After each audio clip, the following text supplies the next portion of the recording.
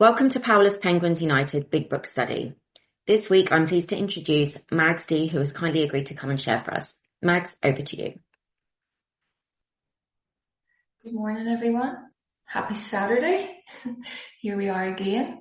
As always, just amazing to be with you guys on a Saturday afternoon or Saturday morning, wherever you are in the world. And thank you for everybody for showing up, whether you be my friend in Australia or my friend somewhere in Ireland, or anywhere in between. It's great to be here at this meeting. Yeah, we are on page 6 of Bill's story, and we'll be starting on the paragraph at the very bottom of the page. It begins, "The mind and body are marvellous mechanisms." I'll come on to that in a second. I was listening there to Annette reading out what is CA, and I just tuned into a few of the words from that statement, and I just it made me reflect on a couple of things. As I go through this book study, I'm an alcoholic, by the way, everybody. Drugs are part of my story, 100% they are. But as I go through this book, I will sometimes forget to say drugs. If I say the word alcohol, I'm also talking about drugs. Like it says in the statement, it doesn't matter whether this is drugs or alcohol. It really doesn't matter. What you're here for is a desire to stop. And what I'm going through is the clear-cut directions, irrespective of what your drug is, whether it's alcohol or anything else. If you have the desire to stop, then you're in the right place. I'm part of another fellowship where the singleness of purpose is alcohol only.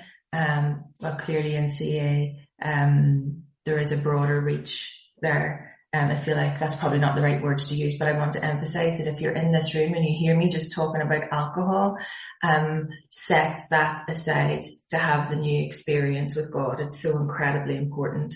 The other thing as we go into Bill's story, I said this last week as well, that set aside prayer and setting aside every single thing we think we know about the 12 steps, about the program of recovery, about ourselves, so that we may have a new experience with God. Please show us the truth. That is the prayer that I say before every sponsor session, before every meeting session, before every big book session, before this meeting. And I would encourage everybody to set aside every single thing they think they know about Bill's story if you've read it before. Set aside every single thing you think you know about Bill and the people that he mentions within this story to have a new experience with God. That's the only way that you're going to be brought to the solution. During the week, I had a couple of telephone calls on the back of my meeting last week in Bill's story.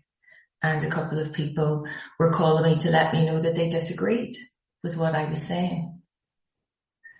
I thanked them for their call.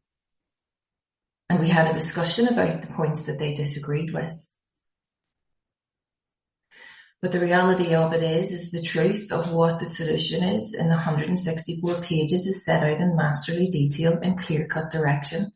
And you can choose to disagree with me all you like. That's absolutely and utterly fine.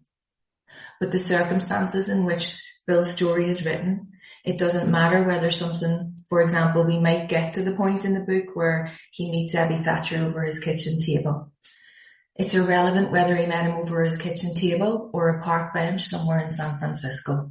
The reality of it is what he's bringing to the fore here is his experience of how he recovered through the program.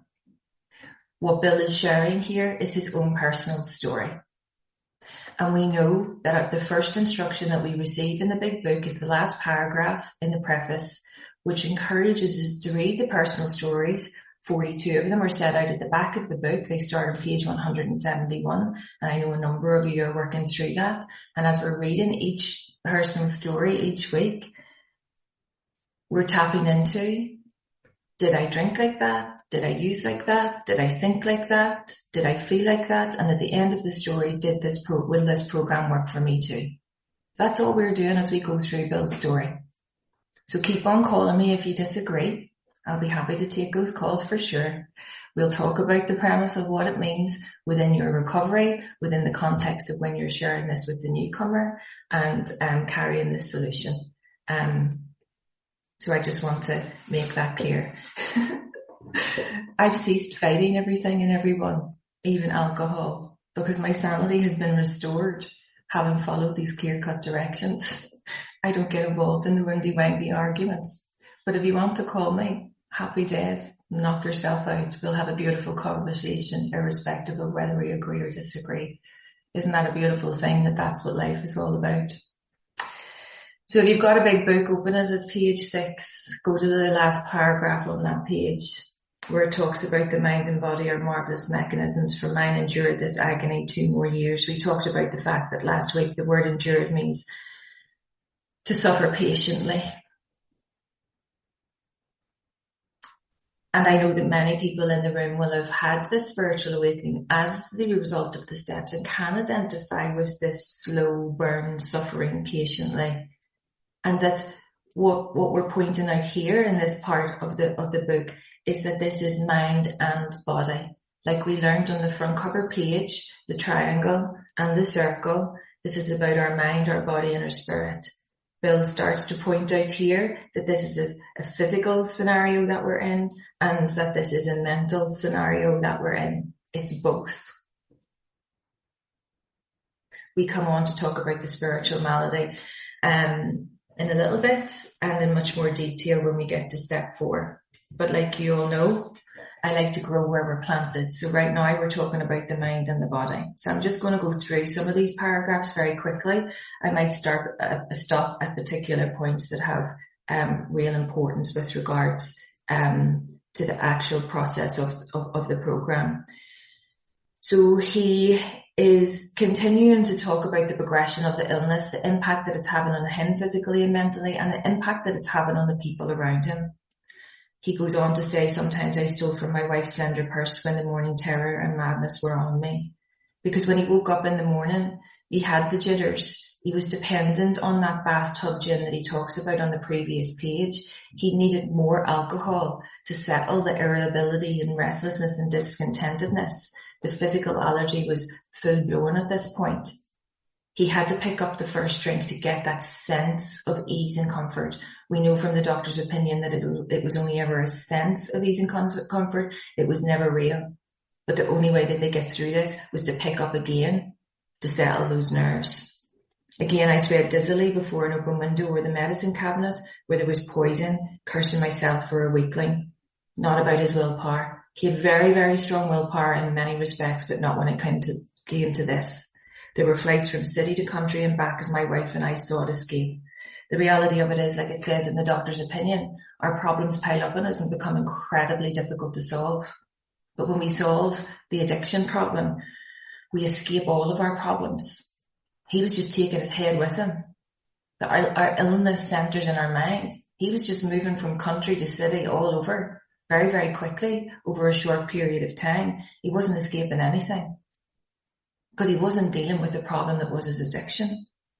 Then came the night when the physical and mental torture was so hellish, I feared I burst through my window sash and all. Somehow I managed to drag my mattress to a lower floor lest I suddenly leap. A doctor came with a heavy sedative. So now not only is he dependent on the alcohol is not giving him enough satisfaction, it's not giving him enough sense of ease and comfort, he has to pick up the sedatives.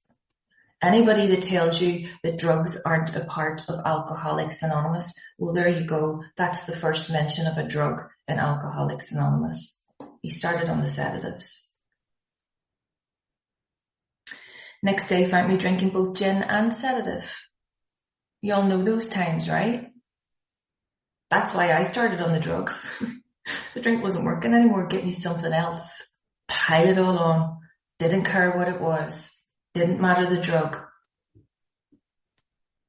Like it says in your CA statement, we replace one drug for another. Think about that. Set aside every single thing you think you know. You think you might be getting the drug problem under control. You might hit the sedatives. You think you might be getting the sedatives under control. You might hit the alcohol to get all that sense of ease and comfort. It doesn't matter which one it is. This combination soon landed me on the rocks. People feared for my sanity. So did I. This is the point in the book where he is starting to get the first part of the first step. So the first step comes in two halves. The first half, we admit, we let in the idea that we're powerless over alcohol. The dash, the second half of the first step, our lives have become unmanageable. So here, at this point where he's saying, people feared for my sanity, so do I. So did I. He's starting to admit, he's starting to let the idea in that he's powerless. In these first 8 pages, we're in his step 1 experience. His life is becoming unmanageable.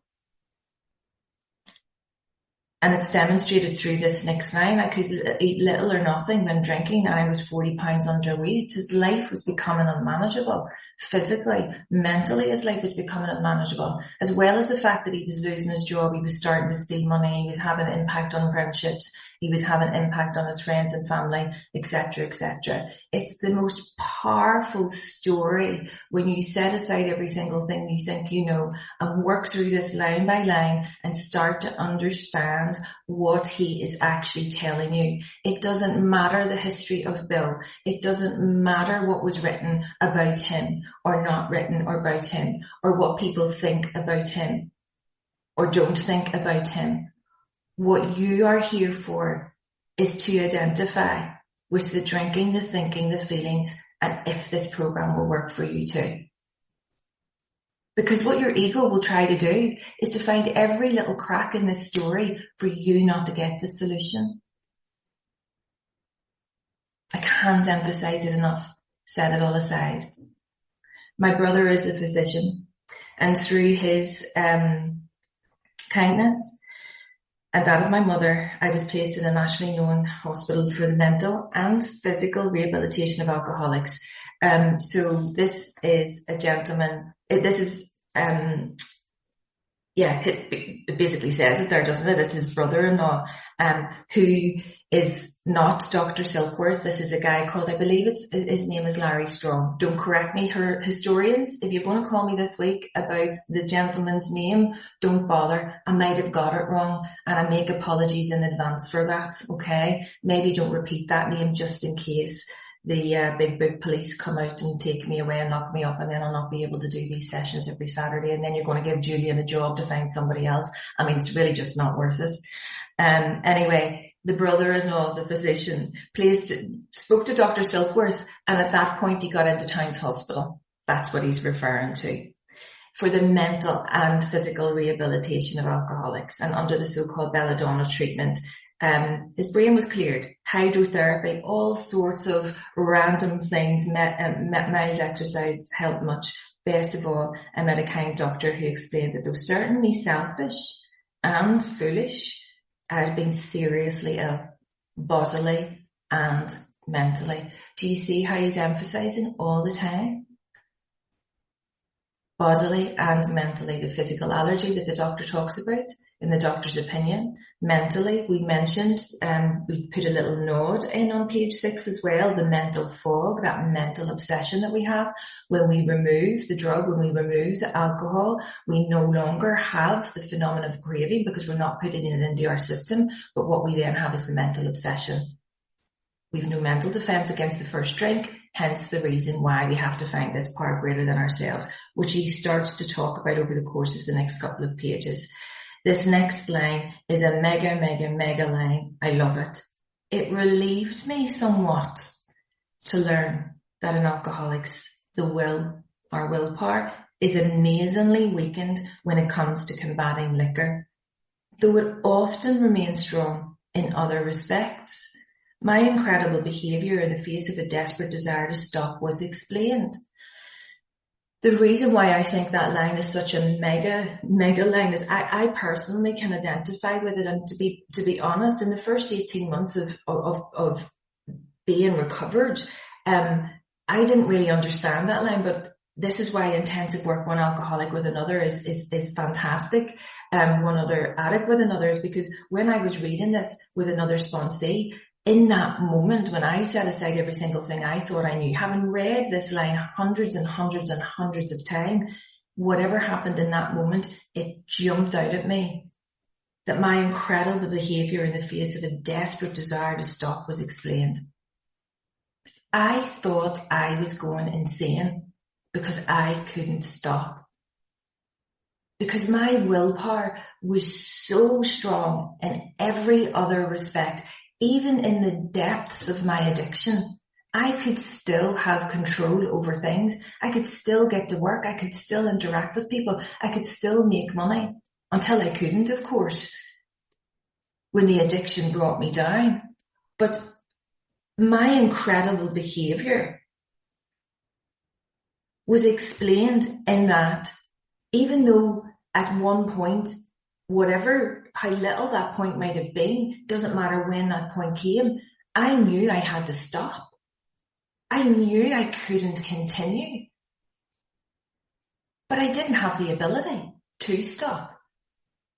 And at that point I was like, oh my God, you are insane. What is going on here? That's the insidiousness of addiction. That is the power of your addiction. If you're sitting in this room thinking, as a newcomer, or you've come back after a relapse, that you're going to give this another try and you're going to be able to do it without a sponsor and a big book, knock that one on the head. Set it aside. You're not going to be able to do it. And if you are somebody that's been around many years, recovered, and has been away from drugs and alcohol for a very long time, right now you could be sitting in here and your life could be completely and utterly unmanageable. And that's the bit that you have to deal with.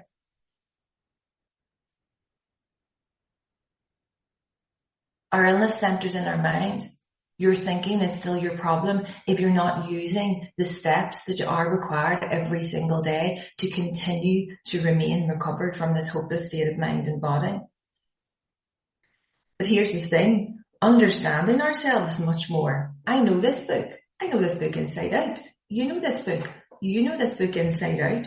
We understand ourselves so much more, but if we don't keep on setting aside every single thing we know, we can become blocked again. So I fared forth in high hope. For 3 or 4 months, the goose hung high. I went to town regularly and even made a little money. Surely this was the answer. Self-knowledge will fix it. Good luck to you with that. But it was not. He very quickly goes on to say, for the frightful day came when I drank once more. I love the way that he describes this. If you picture this scene, the curve of my declining moral and bodily health fell off like a ski jump. Do you remember back in the day in the Winter Olympics? God bless him, there was a guy called Eddie the Eagle, and he was a ski jumper come off the side of the mountain, and he was very, very good at it. But if you picture that scene, the speed at which a ski jumper comes off the side of that mountain, the speed and the depth of that curve that they come off, right at the end, boom. I remember ending up at the end of that curve, and let me tell you, I was no snow angel. I was a dishevelled, shivering wreck. But that's how quick the pace of your addiction takes you down. Standing at the top of that mountain, free fall, bodily and mentally, you become very, very sick very, very quickly. This is a progressive illness. It gets worse, never better. It goes on to tell us that as we get later into the step 1. After a time, I returned to the hospital. That was the finish, the certain, it seemed to me, that high resolve that we talked about last week, that firm course of action. Ask yourself, how many times have you went on that path, that firm course of action? I'm not going to do this anymore. And you haven't had the ability to stop. Perhaps you're powerless. Think about that. My weary and despairing wife was informed that it would all end with heart failure during delirium tremens, or I would develop a wet brain, perhaps within a year. She would soon have to give me over to the undertaker or the asylum. Here's the thing. They did not need to tell me. I knew and almost welcomed the idea. He's at the point, like it talks about later on in the book, of pitiful and incomprehensible demoralization. He's starting. It's starting. The depth and weight that the doctor talks about in the doctor's opinion, the depth and weight. You are going to die of this illness. It's progressive. As I said, it gets worse, never better without the solution. You are going to be locked up in an asylum or a prison because you're going to get into some sort of trouble. That's the depth and weight that we need to be telling people. That's the depth and weight that the newcomer needs to know. It tells us in working with others that we need to explain the fatal malady of this illness. It tells us that we need to talk about the hopelessness. There is no hope for you unless you take the action. And the action is working the steps to have a spiritual awakening. As the result of the steps, work with your sponsor. So they did not need to tell me. I knew and almost welcomed the idea. It was a devastating blow to my pride. All he was thinking about was himself. Pride meaning what I think other people think of me. My pride would not let me get this solution because I was more worried about what I thought you would think of me being an alcoholic rather than I'm in desperate need of help. It was a devastating blow to his pride. He was more worried about what he thought other people would think of him. Yet all of the people around me were only thinking that I needed to get help.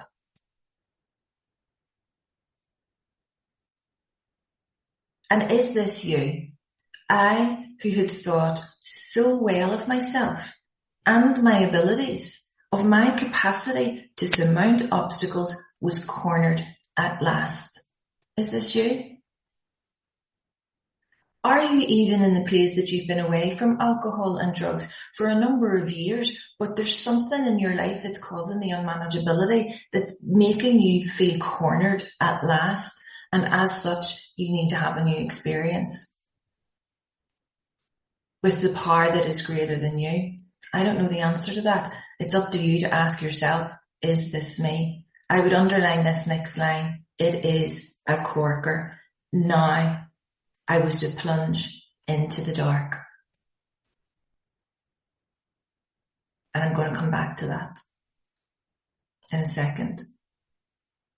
Joining the endless procession of thoughts who had gone on before. I thought of my poor wife. There had been much happiness after all. What would I not give to make amends?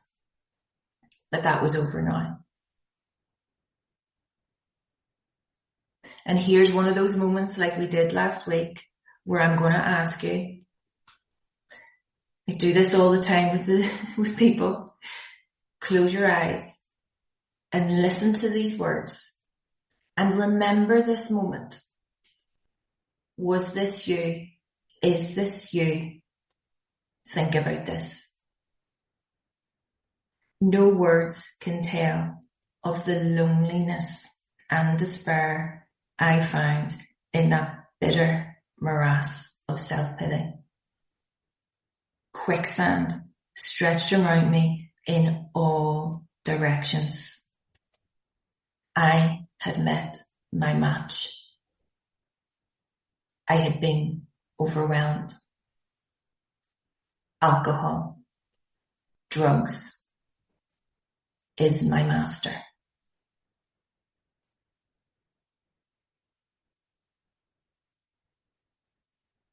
Trembling, I stepped from the hospital a broken man. Fear sobered me up for a bit. Then came the insidious insanity of that first drink. On an armistice day, 1934, I was off again. His high resolve did not work. His willpower had not worked. Think of this again. If you need to, close your eyes and listen to these words. Is this you? Have you drank like this? Have you thought like this? Have you felt like this? Everyone became resigned to the certainty that I would have to be shut up somewhere or would stumble along to a miserable end. how dark it is before the dawn.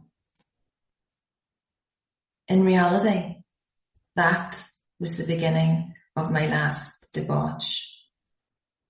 I was soon to be catapulted into what I like to call the fourth dimension of existence.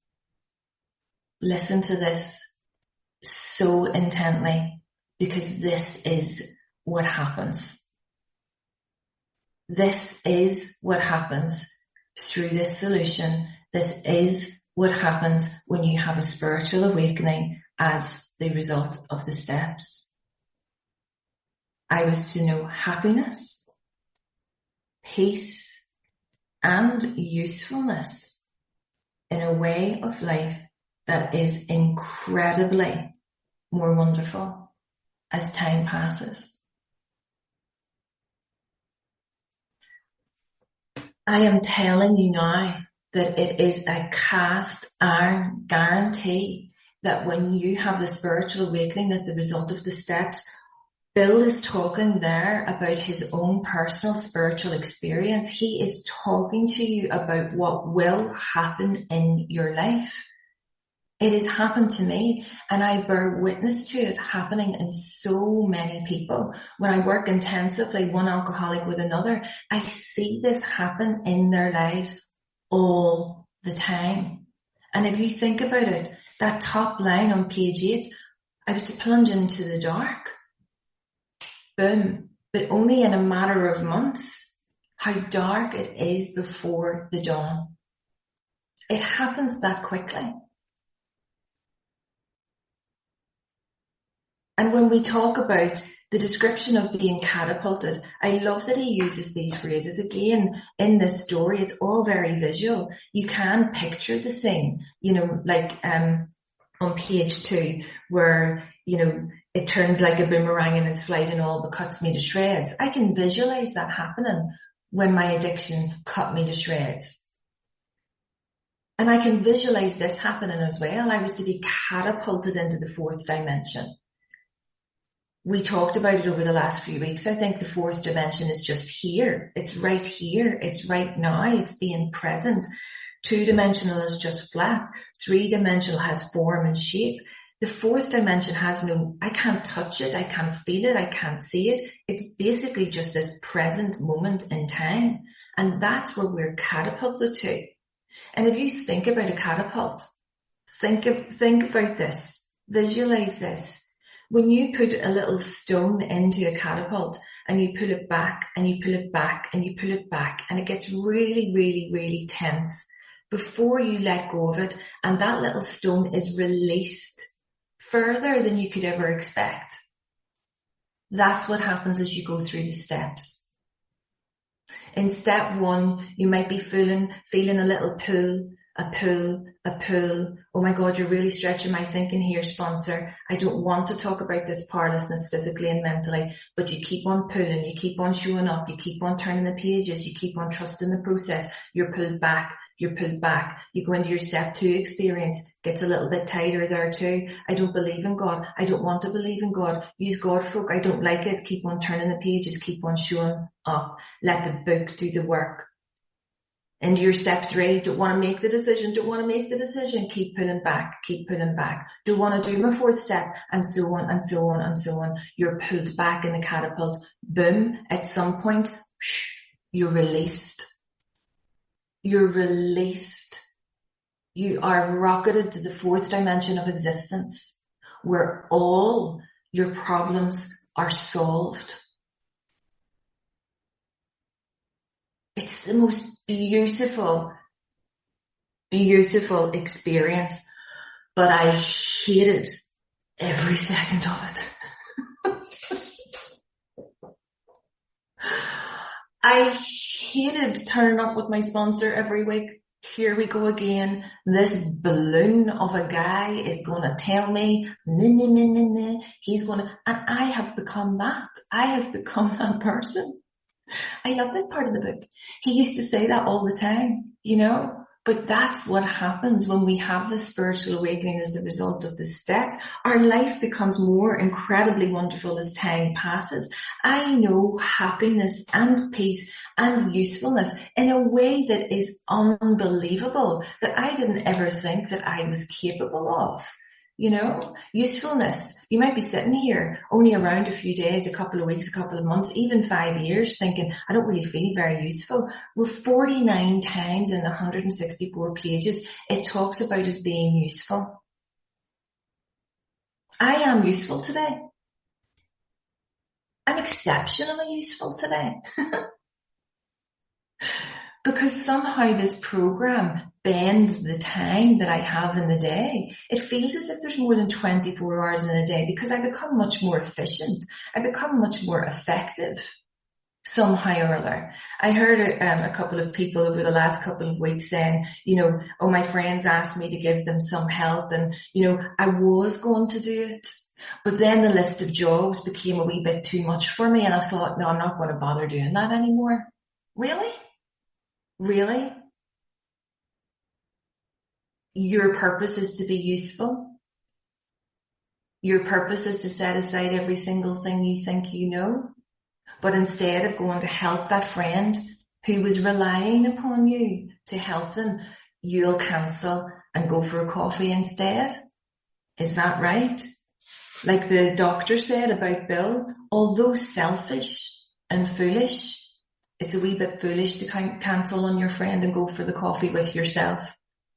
Better be useful. Because in that usefulness, you get taken away from yourself.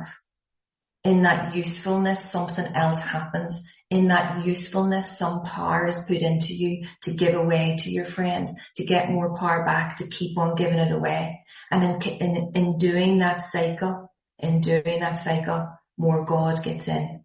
Whether you believe it or not, whether you choose to want it or not, it doesn't matter. Keep on showing up. Set aside every single thing you think you know. I don't necessarily want to be here every Saturday, but I am because it's my purpose. It's what I've been taught to do. Be of service, say yes. The aggregate of all of those little yeses add up to be happiness, peace, and a way of living that is indescribably wonderful as time passes. That's what happens. And I see all of the people here nodding their heads going, yeah, the nodding. It's true. It's a fact. A fact is something that is known to be true. And see, if you're not nodding your head and you haven't experienced this yet, get into it. You're going to love it. And Lou, I'm not some crazy Irish horse. This crazy horsewoman from Ireland that just keeps banging on about this. It's true. It works. It really does. Anyway, now we're getting into where Bill, from page 8 to page 16, the second half of Bill's story is where we start to move into his solution. If you've been highlighting Bill's story, as was explained for the drinking, thinking, feeling, and if this program will work for me too, it may start to become a little bit blank in the highlighting, not totally blank. You might identify with some of it, but if you haven't got a sponsor and you haven't been working the big book with your sponsor, the second half of this story might feel quite alien to you, but that's okay. It won't when you start working with a sponsor. Because he's starting to talk about the solution here, you might not be able to identify with the solution because you haven't got it yet. But no doubt you will have highlighted an awful lot in the first half with the progression of the physical and mental obsession. So near the end of that bleak November, I sat drinking in my kitchen with a certain satisfaction. I reflected there was enough gin concealed about the house to carry me through that night and the next day. My wife was at work. I wondered whether I dared hide a full bottle of gin near the head of our bed. I would need it before daylight. Do you remember those moments? Do you remember that? Stocking up? Not being able to pay your bills? Not really interested in the food? But as long as I've got enough to keep me going, that's grand. Hanging out with people so that you knew when you ran out, they had more. You know, the manipulation tactics that we had. The selfishness and the dishonesty that was already building inside us to get what we needed to keep us in the solution that we had at that time, which was our addiction. My musing was interrupted by the telephone. The cheery voice of an old school friend asked if he might come over. This is Ebbie Thatcher.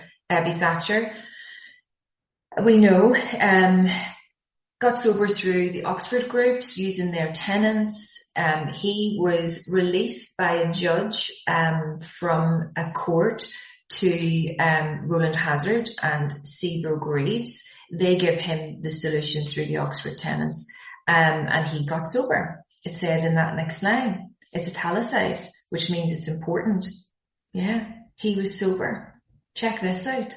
It was years since I could remember his coming to New York in that condition. I was amazed. Rumour had it that he had been committed for alcoholic insanity. I wondered how he had escaped. Bill wasn't wondering how he had escaped from the alcohol insanity. Bill was wondering how he had escaped from the asylum. The escape from the alcohol wasn't Bill's priority. He wasn't seeing it through that lens. I wondered how he had escaped. Of course, he could have dinner. Wasn't bothered about the alcohol. And then I could drink openly with him. Unmindful of his welfare. He didn't care that he was sober. He didn't care that he escaped the addiction. He just wanted to drink, irrespective. I thought only of recapturing the spirit of days. It was that time we chartered an airplane to complete a jag, to go off on some business deal. His coming was an oasis in this dreary desert of futility. Futility meaning pointlessness. The very thing. An oasis. Drinkers are like that. Didn't care, as long as he was getting what he needed to get.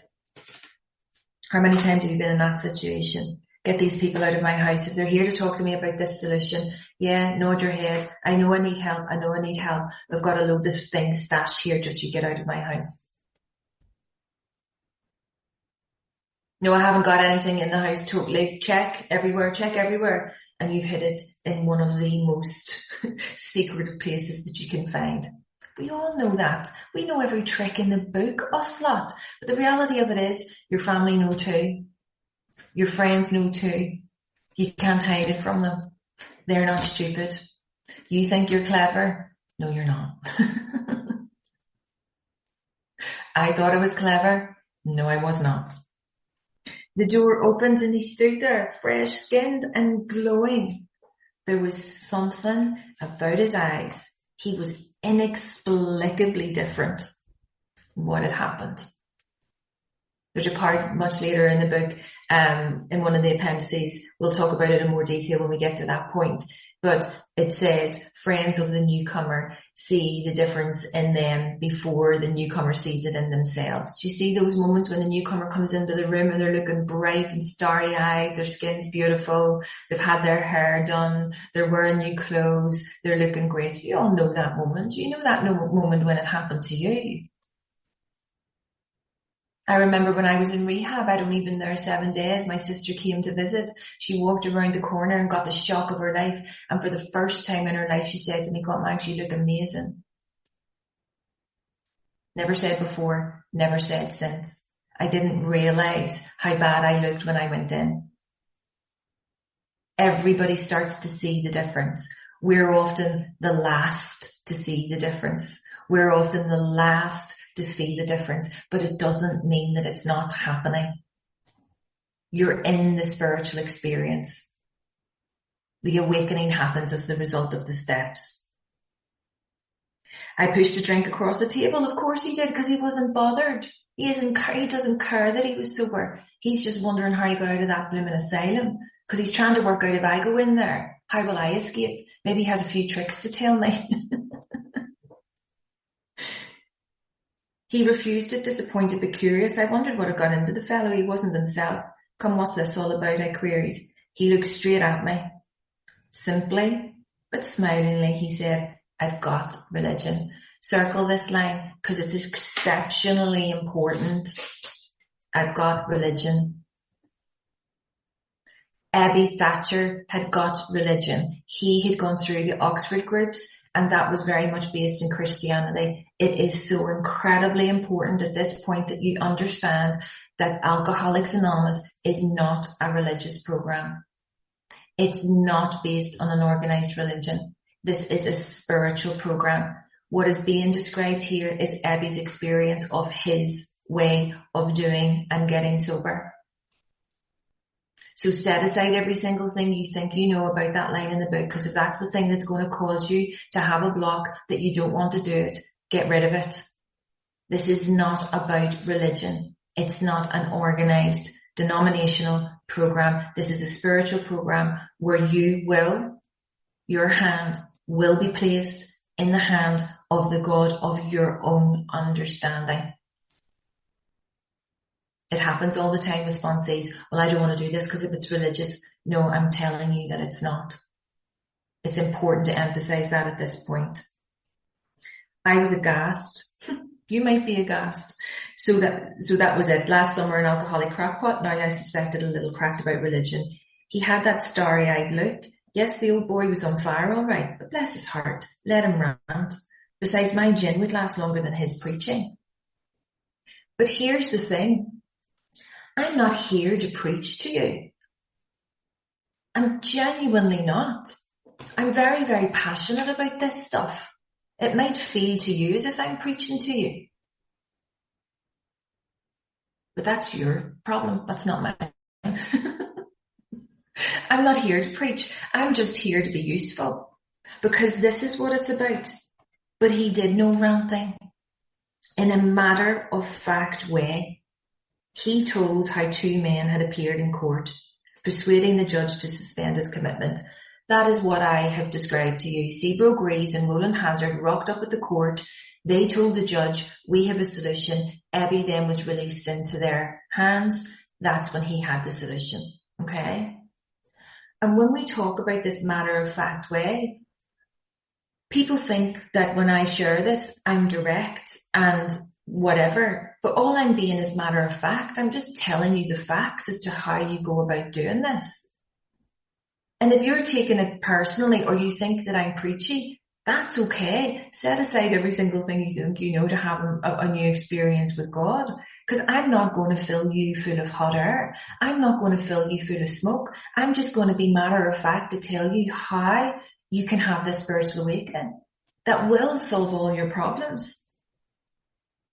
I'm going to tell you, like Roland Hazard and Seabrook Reeves told Abby, and Abby is now telling Bill, they told of a simple religious idea. Ours is a spiritual idea, the God of your own understanding. But here's the thing, and a practical program of action. Practical means doing, practice, a practical program of action. There is no hope for you unless you're taking the action. And being very matter of fact about that too, there is no hope if you're just sitting here going to meetings, not being of service, not getting a sponsor. There is no hope without the action. The hope will come, for sure it will come, beyond words it will come. But already, in the very start of step 1, we're being told about this program of action. And get this, that was 2 months ago and the result was self-evident. It worked. After only 2 months, they're starting to show you how this can work if you take the action. He had come to pass his experience along to me if I cared to have it. I was shocked but interested. Certainly I was interested. I had to be, for I was hopeless. I'm going to read these next 2 paragraphs and I'm going to end here. This is where we start to move into his step 2 experience.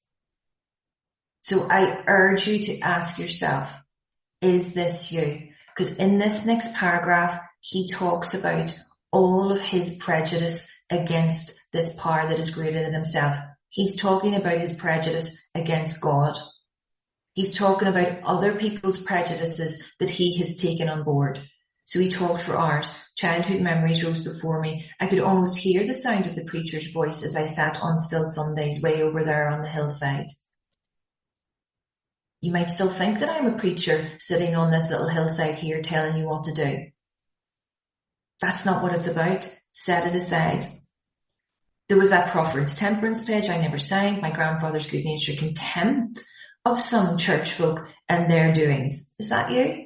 Do you have that contempt of those church-going people and their do-goodings? If you do, set it aside to have a new experience with God. You're coming to believe that this power greater than yourself can restore you to sanity. This is what's happening with Bill in this moment. His insistence that the spheres really had their music, but his denial of the preacher's right to tell him how he must listen.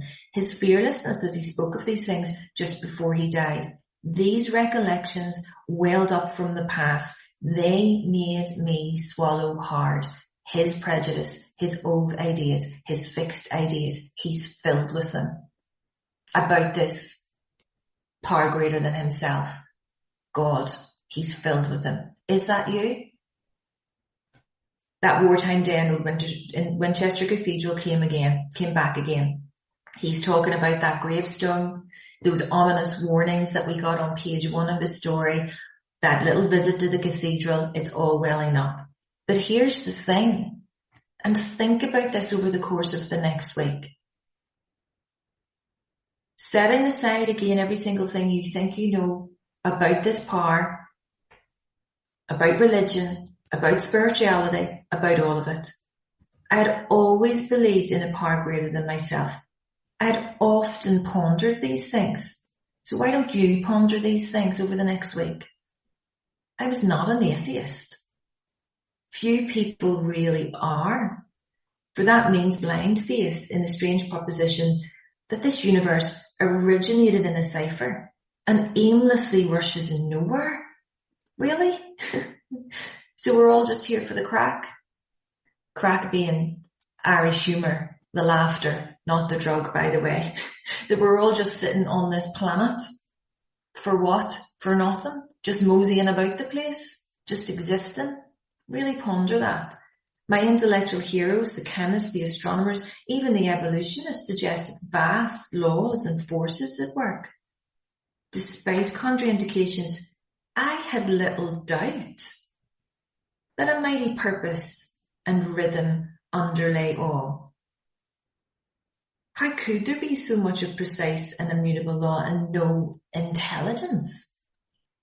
How could we all be here without a power?